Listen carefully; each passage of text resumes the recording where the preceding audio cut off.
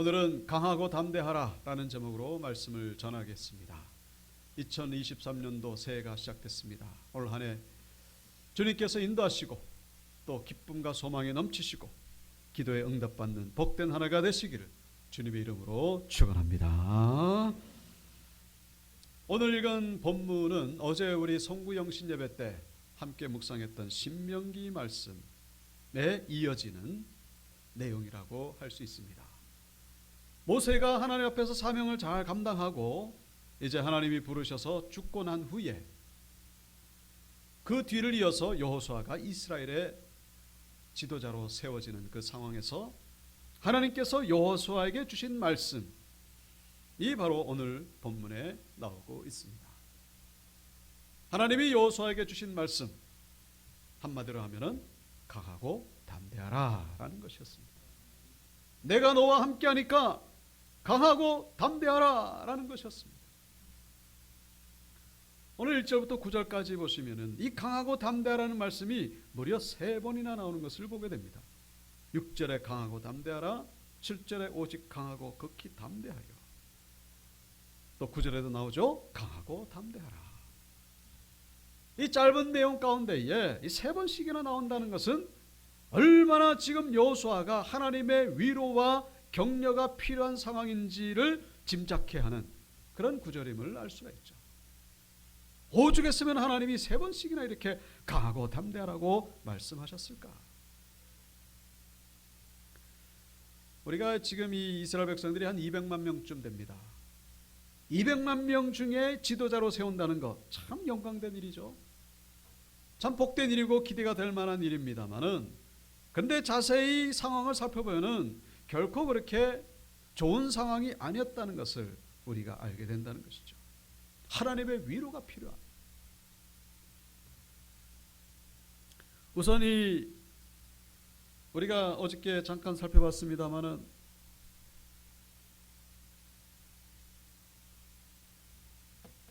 이스라엘 백성들은 지금 요단강을 건너서 가나안에 들어가야 되는 그런 상황입니다. 자, 그런데 가나안 원주민들이 환영하는 그런 상황입니까? 아니죠. 저 이스라엘 백성들이 우리 땅에 들어와가지고 이 땅을 차지할 텐데 절대로 뺏기면 안 된다. 눈에 불을 켜고 지금 전쟁을 치러야 되는, 한두 번의 전쟁으로 끝나는 것이 아니라 수십 개의 부족과 함께 수년 동안 전쟁을 치러야 되는데, 그 가운데는 블레셋 족속, 바로 골리앗이 나왔던 그 거인족이 있는 그런 족속들과도 싸워야 되는데, 만약에 이스라엘 백성들이 한 번이라도 지게 되면은 이 가나안 원주민들이 연합해가지고 이스라엘을 역공하게 되면은 그 자리에서 멸망할 수도 있는 상황이 바로 오늘 본문의 상황임을 생각해 볼 때 결코 쉬운 상황이 아니라는 것을 알 수가 있습니다. 전쟁을 치러야 됩니다. 그리고 또 하나님의 임재를 상징하는 불기둥, 구름기둥 없어졌어요. 신명기 31장의 마지막 그 모습을 보이고 그 뒤로는 완전히 사라졌습니다. 불기둥, 구름기둥이 보이질 않습니다. 얼마나 두렵겠습니까? 그리고 이스라엘 백성들이 광야 40년 동안 굶어 죽지 않을 수 있었던 절대적인 비결은 바로 매일같이 만나가 내렸기 때문에. 근데 그 만나도 여호수아 4장에 보면요, 완전히 그치게 됩니다. 양식의 걱정을 해야 되죠. 전쟁의 걱정을 해야 되죠. 불기둥, 구름기둥 사라졌죠. 여러분, 그것뿐만입니까? 이스라엘 백성들은 이 모세 때부터 이 모세의 리더십을 비판하고 부정하고 리더십에 대해서 회의를 가지고 그래서 반역했던 그런 백성들이 아직까지도 있습니다. 모세가 죽고 나면요, 이제는 이 여호수아를 모세와 비교하면서 여호수아를 비판하고 전쟁을 치르기도 전에 이 비판받다가 자멸하고 말 수도 있는 그런 위기의 상황. 그런데 모세가 죽었습니다. 모세가 좀 있어가지고 좀 도와주면 좋겠는데 모세가 죽은 거예요. 갑자기 죽었다고 성경은 말씀하고 있죠. 그래서 신명기 34장 7절에 보면 모세가 죽을 때 나이 120세였으나 그의 눈이 흐리지 아니하였고 기력이 쇠하지 아니하였더라. 죽을 때가 아닌데 하나님이 갑자기 데려가신 거예요. 여호수아가 좀 마음의 준비를 할 수도 없이 갑자기 데려가니까 혼자 남은 이 상황 속에서 이 모든 것들을 종합해 볼 때에 여호수아에게 얼마나 이 강하고 담대하라는 하나님의 위로와 격려의 메시지가 필요했는지 우리가 충분히 짐작해 볼 수가 있다라는 것입니다. 참으로 힘든 상황입니다. 어떻게 이 모든 난관들을 헤쳐나갈 수 있을까? 지도자가 된 것은 좋지만 차라리 되고 싶지 않을 정도로 너무나 힘든 상황입니다. 이걸 어떻게 풀어나가야 될지. 그런데 우리는 오늘 본문에서 가만히 묵상해 보시면은 여호수아에게서 하나님이 많은 것들을 가져가셨지만은 또 새롭게 추가적으로 생긴 것이 있다는 것을 우리는 발견해야 된다는 것이죠. 가져간 것이 있지만은 또 새롭게 주신 것이 있습니다. 그것이 무엇입니까? 크게 두 가지죠. 첫 번째는 바로 하나님의 말씀이 여호수아에게 들려오기 시작했다는 것입니다. 1절에 보시면 여호와의 종 모세가 죽은 후에 여호와께서 모세의 수종자 눈의 아들 여호수아에게 말씀하여 이르시되, 모세가 죽고 나니까 이제 여호수아에게 하나님의 말씀이 들려오기 시작한 거예요. 모세가 죽기 전에는요 이런 일이 없었습니다. 여호수아는 그저 모세를 통해서 하나님을 만나는, 간접적으로 그렇게 하나님과의 관계를 맺었을 뿐이지 하나님이 여호수아에게 직접 말씀하신 것 언제부터입니까? 모세가 죽은 후부터라는 사실 본문은 우리에게 말씀해 주고 있는 것이죠. 모세가 죽지 않았으면요 이런 일이 없다는 거예요. 그런 의미에서 볼 때 어떻게 보면은 참 모세가 죽은 것이 도리어 하나님 앞에 큰 은혜다, 유익이다 라는 것을 생각해 볼 수가 있죠. 하나님의 말씀이 들려온다는 것, 이것이야말로 최고의, 강하고 담대할 수 있는 최고의 근거가 된다라는 것을 우리가 묵상해 볼 수가 있는 것이죠. 말씀이 들려오는데 더 무엇이 필요하겠는가 하는 것이죠. 하나님과 직접 관계를 맺으니까 도대체 더 무엇을 두려워할 수 있겠는가? 현실적으로 볼 때 하나님이 모세를 데려가신 것, 그건 걱정거리가 될 수밖에 없죠. 그러나 좀 시간이 지나 보면은 이것이 정말로 하나님이 나에게 베푸신 은혜구나 라는 것을 깨닫게 된다라는 것입니다.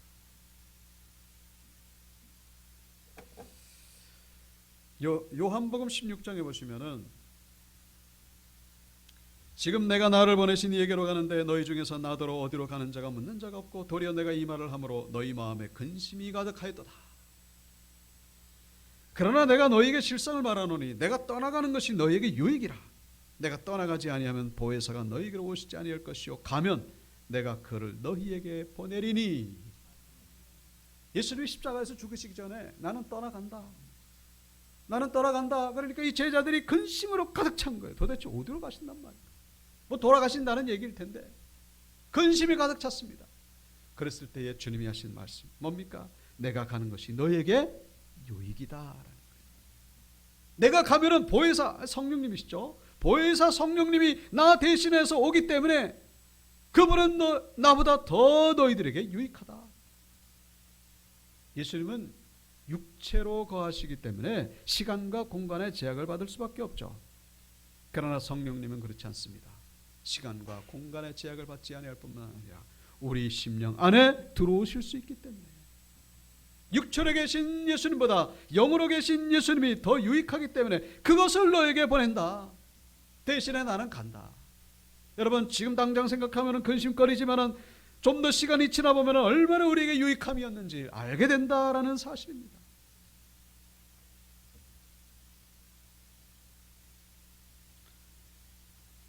하나님이 욥에게서 많은 것들을 가져가셨죠.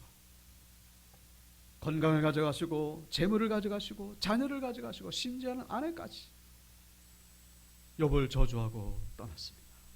그야말로 두려움으로 가득 찰 수밖에 없는 그런 상황이었죠. 그런데 욥은 이 고난을 통하여 마지막 장 42장 5절에서 그렇게 고백합니다. 내가 죽게 대하여 귀로 듣기만 하였었는데 이제는 눈으로 주를 배움나이다. 이제는 더 큰 은혜를 체험했습니다. 이 고난을 통하여 하나님이 나에게서 모든 것을 가져감으로 인해서 이제는 하나님을 직접 보는 그런 신앙으로 성장하게 되었나이다. 여러분 귀로 듣는 것과 눈으로 보는 것 어떤 것이 더 선명하게 보여지겠습니까?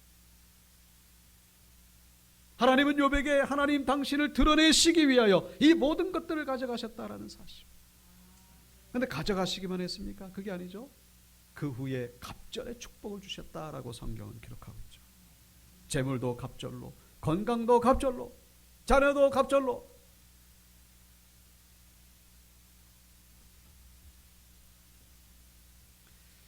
여러분, 우리 삶 가운데에 잃어버리는 것들이 있습니까? 왜 하나님이 이것을 가져가십니까? 하지만 돌이켜 생각해 보면 그것이 바로 은혜고 그것이 바로 유익이기 때문에 가져가셨다라는 사실. 그래서 우리는 도리어 강하고 담대할 수 있어야 된다라는 사실. 잊어서는 안 된다는 것입니다. 강하고 담대할 수 있는 이유는 뭡니까? 이제부터 하나님이 나와 좀 더 선명하게 관계를 가질 수 있기 때문에.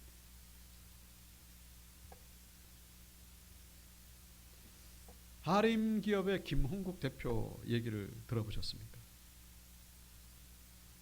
지금은 자산이 10조가 넘고 재계의 30위를 기록하고 있습니다. 그런데 그렇게 되기까지 임도 많은 우여곡절을 겪었습니다. 특별히 신앙적으로 하나님 앞에서 엄청난 연단과 훈련이 있었다라는 사실. 2003년도에 승승장구 잘 나가던 이 회사가 불이 나버렸습니다. 1,000억 원의 재산 피해를 입고. 근데 그걸로 끝난 것이 아니라 약 5개월 뒤에 조류 독감 파동으로 인해 가지고 뭐 더 이상 일어날 수 없을 정도로 모든 사람들이 다 얘기를 했습니다. 저 하림은 이제 망했다. 이제 망했다.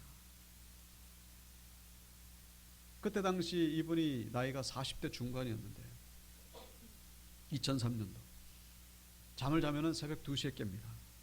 잠이 안 오니까 너무 두려워서 너무 무서우니까 이제 어떻게 해야 될지. 일어나면 땀으로 흠뻑 젖어 있습니다. 잠이 안 오니까 어떻게 합니까? 그래서 찾기 시작한 것이 바로 새벽 예배였습니다. 그때 비로소 이분이 모태신앙인입니다. 늘 교회를 다녔습니다만 그저 형식적인 신앙이었죠. 근데 그때 비로소 기도의 장소를 찾고 예배의 장소를 찾고. 어저께 우리가 그 식물인간 되었다가 깨어나신 분의 아내 이야기를 우리 잠깐 살펴봤습니다. 그분처럼 은혜를 받기 시작합니다. 하나님의 음성을 듣기 시작합니다. 물론 뭐 성령의 감동으로 그런 음성을 듣기 시작했겠죠. 말씀이 들려오기 시작합니다. 그리고 신앙의 사람, 믿음의 사람, 은혜의 사람으로 변화되기 시작합니다. 놀라운 것은 그렇게 완전히 그냥 세상말로 쫄딱 망했는데 여기저기서 도움의 손길이 밀려오기 시작하더니 민관군 합해지고 또 대통령이 방문하고 그래가지고 금방 일어나가지고 이분의 간증을 제가 직접 들어본 적이 있습니다만 얼마나 영적으로 충만한지 아주 뭐 목사님 같이 그렇게 설교를 합니다. 아주 그냥 그 건강한 경제관, 국가관, 건강한 어떤 신앙관을 가지고 그때 당시에 이 1,000억 원의 재산 피해, 조류 독감, 이 모든 것들이 하나님이 왜 가져가셨는지를 몰랐는데 돌이켜보니까 바로 하나님의 음성을 들려주시기 위한 하나님의 은혜였음을 알게 되고 지금 얼마나 하나님 앞에서 귀하게 쓰임받고 있는지를 모릅니다. 건강을 잃어버렸습니까? 물질을 잃어버렸습니까? 사람을 잃어버렸습니까? 하나님은 우리에게 하나님 말씀을 들려주시기 위한 은혜임을 기억하시고 강하고 담대하시고 도리어 역전의 은혜를 경험하시는 우리 성도님들 되시기를 주님의 이름으로 축원합니다. 두려워하지 말라는 강하고 담대하라. 자, 두 번째로 이 여호수아가 얻게 된 것이 있죠. 첫 번째는 하나님의 말씀을 들었습니다. 두 번째는 뭡니까? 바로 율법책이라는 거예요. 율법책 8절이죠. 이 율법책을 내 입에서 떠나지 말게 하며 주야로 그것을 묵상하여 그 가운데 기록된 대로 다 지켜 행하라. 그리하면 내가 평탄하게 될 것이고 내가 형통하리라. 이때 당시 율법책은 아마 모세가 쓴 모세 오경, 창세기, 출애굽기, 레위기, 민수기, 신명기 이 5권의 책이겠죠. 하나님은 불기둥 구름기둥을 가져가시는 대신에 율법책을 주셨다라는 사실. 만나를 거둬가시는 대신에 율법책을 주셨다라는 사실입니다. 근데 율법책이 뭡니까? 복받는 비결을 그 안에 기록하고 있다라는 사실입니다. 그 가운데 기록된 대로 지키면 어떻게 됩니까? 길이 평탄하게 될 것이고 내가 형통하게 될 것이다. 길을 잃어버릴 염려할 필요가 없고 먹고 살 염려할 필요가 없게 된다라는 사실입니다. 그 비결을 율법책에서 보여주고 있다라는 사실이죠. 인생의 내비게이션. 요즘은 뭐 다 핸드폰이나 뭐 내비게이션 다 사용합니다만 운전할 때 내비게이션 나오기 전에는 길 모르면 물어보거나 아니면 지도책 보고, 저도 전도사 시절에 핸들 위에다가 이 지도책을 놓고서 그렇게 운전할 때가 많이 있었어요. 근데 지금은 내비게이션이 있으니 지도책을 볼 필요가 없죠. 근데 내비게이션이 있음에도 불구하고 여전히 지도책을 보고 있다면 이거 참 얼마나 우스꽝스러운 일이겠는가 하는 것이죠. 하나님 우리에게 내비게이션을 주셨다라는 사실이죠. 지도책을 가져가시고, 지도책을 가져가신 하나님 왜 가져가십니까? 그 지도책 없으면 나 죽습니다. 하나님 우리에게 내비게이션을 주셨다라는 사실. 구름기둥 불기둥을 가져가시는 대신에 우리에게 율법책을 주셨다라는 사실. 그 율법책을 통하여 길을 알려주시고 복받는 비결을 우리에게 알려주시기 위하여 율법책을 주셨기 때문에 두려워하지 말아야 되는 이유가 바로 여기에 있다라는 사실입니다. 근데 우리가 한 가지 기억하실 것은 그 안에 기록한 대로 다 지켜 행하라. 이걸 어떻게 다 지켜 행합니까? 지켜 행할 사람 없습니다. 그 지켜 행할 사람 있으면요, 그건 신이죠. 말하자면 다 지켜 행하라. 이게 무슨 얘기예요? 감동되는 거 있으면은 즉각적으로 순종하라, 그런 얘기죠. 다 지켜 행할 수 없기 때문에 예수님이 오신 거예요. 이걸 다 지킨다고 하는 것은요, 그건 교만이죠. 다만 우리가 하나님 말씀 앞에 순종하기를 최선을 다할 때에 중심을 보시는 하나님께서 우리의 가운데에 은혜를 주시고 복을 주신다라는 사실입니다. 나에게 성령으로 감동으로 주시는 말씀이 있으면요, 그게 순종하기를 최선을 다하는 거예요. 그때 하나님이 길을 평탄하게 하시고 형통케 하신다라는 사실입니다. 말씀에 순종하기를 힘쓰면은 하나님이 복을 주신다, 그런 얘기죠.